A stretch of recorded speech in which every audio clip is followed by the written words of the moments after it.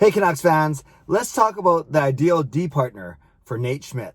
I'm Clay Emo, I'm at Canuck Clay on Twitter. I'm at Clayton Emo on Instagram. I'm the founder of the GLCPC, the Good Looking Canucks Positivity Club. This is my Canucks take all in one take. It's Clay's Canucks commentary for Wednesday, October the 21st. This is where you get Canucks insight that's positive and timely. Very quickly, my usual Wednesday morning bowling update.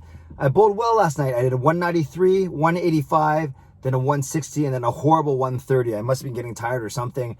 So we'll see how we do. Our team did well, much better than we did the last 2 weeks. So maybe it's our second best week out of 4, but we'll see how we do. But yes, there's the quick 25-second bowling update that no one asked for. Okay, let's talk about Nate Schmidt. I like talking about him because the more I listen to him on the radio, the more I like him. And he obviously had that really cool first interview after the Canucks signed him on Zoom, or traded for him on Zoom, the interview was, and he came across as very likable, lots of personality, lots to say.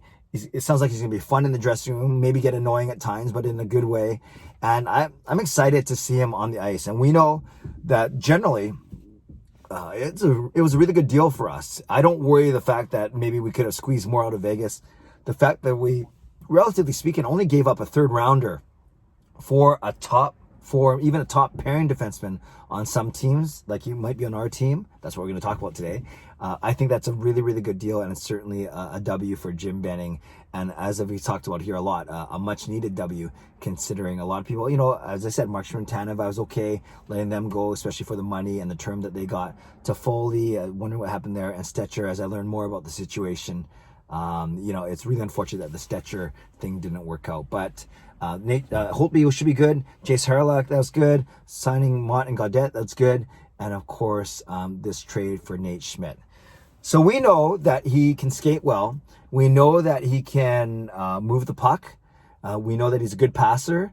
We also know that he's got a lot of offensive skill. Remember, he's had a few 30 to 35 point seasons as not a power play guy and mostly a penalty kill guy, but an even strength monster. He has always got the tough matchups in Washington and in Vegas. So on the offensive side, he can skate, he can pass, he can shoot, he can move the puck, which is good.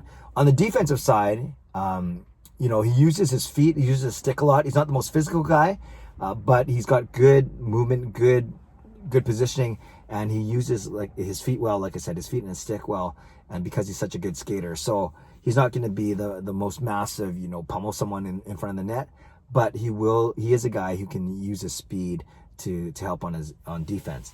So what I'm really interested about, and they talked about this actually on the Sakaris and Price show yesterday with him, is what is the best spot for him. Now, a lot can change on the Canucks roster before the season starts, whenever that's going to be. We've talked about Jordy Ben. Is he a third pairing guy, left side or right side? Does that allow at least one young guy like a Rafferty or a Chatfield on the right, or a Yolevi or a Rathbone on the left? Does that allow one of those 4 guys to play with Ben on the third pairing?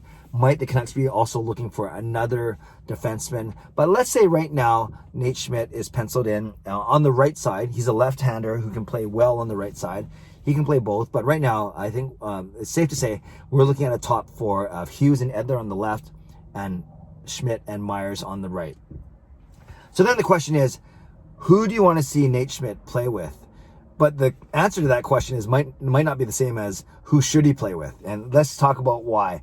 And yes, and remember, lots can change, and just because you're setting one pairing now on October 21st doesn't mean it's going to start the season like that, and doesn't mean you can't change even within a game, even within a period. But obviously, if you put Schmidt with Hughes, then you have a very, very capably, a duo that is going to be one of the best skating D pairings in the league. Both guys can skate like the wind. Both guys can move the puck. And there's gonna be a high emphasis on offense when you put Hughes and Schmidt together. So if they don't start the year together, you would use them maybe when you're down a goal, pushing for offense. Maybe use them on an offensive zone face-off at the end of a period, coming out of a timeout, whatever it is. That's pretty exciting. I would love to see Hughes and Schmidt going back and forth, tic-tac-toe, or at least at the tick and the tack, and passing, getting out of their zone, skating out of their zone, finding a streaking Miller, Besser, Horvat, Pettersson. That's exciting to me. So that would be the bonus of having Schmidt and Hughes playing together. A lot of high octane potential there. Would Schmidt have to play a bit, though, of the stay-at-home guy a bit more, so you can still allow Hughes to activate, and you can't have both guys going like full speed. So maybe in that pairing, Hughes becomes the one who's more active, and Schmidt has to play, comparatively speaking, the more stay-at-home guy. And he's fine with that. He's done that a lot, as I mentioned off the top of this video. Contrast that with playing Schmidt with Alex Edler. If you do that, then there's no doubt that Schmidt is the activator. Schmidt is the one who's going to bring the puck out, exit the zone, make the first pass, whatever it may be. And then Alex Edler will be more the stay-at-home guy, which makes sense. Edler's not as good a skater in Schmidt, not even in his best day was he a good skater as Schmidt, but certainly now as Edler gets older, he's going to he can't skate as well, can't move as well. So you want him to be the stay-at-home guy. And that would make a lot of sense. Then you basically, Schmidt would play the Quinn Hughes role. If Hughes and Myers are together and Schmidt and Edler are together, then obviously Hughes and Schmidt would be the activators, the ones that are doing a lot of the carrying of the puck, and the ones that are going to be more on offense. Whereas Myers and Edler, respectively, on those two pairs would be, the stay-at-home guy. If you put Schmidt and Hughes together, are you fine with Edler and Myers together? Myers, remember, he's a decent skater. He just takes a little while to make a turn because he's so huge, right? But he skates well for his age, but he doesn't turn very quickly or pivot very quickly or change direction very quickly. But once he gets going in a straight line, he's pretty darn fast.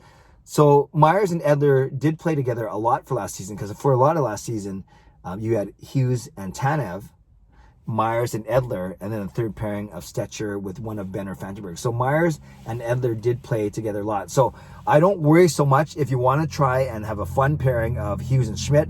I don't worry about Edler Myers because, like I said, they played the majority of last season together.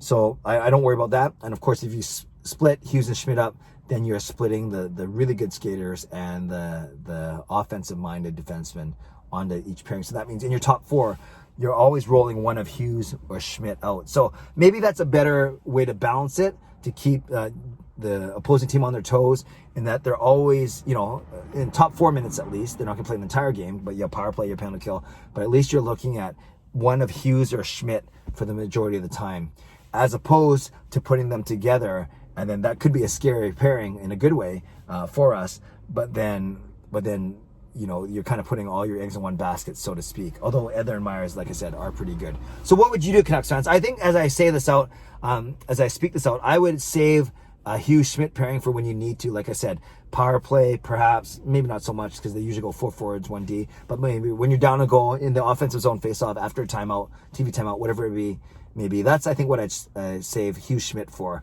Otherwise, I would split them up, go Hughes with Myers, go Edler with Schmidt. And then, like I said, in your top 4 minutes, the opposing team is always facing one of Hughes or Schmidt, and that could make it more challenging for them to defend. So Canucks fans, let me know what you think. Would you play Hughes and Schmidt together, or would you split them up to start the season? Leave a comment below. I love to read, react, and reply, as always. Subscribe if you'd like to. Like this video if you'd like to. Stay safe, stay healthy, take care of yourselves, and take care of each other. God bless, and go Canucks go.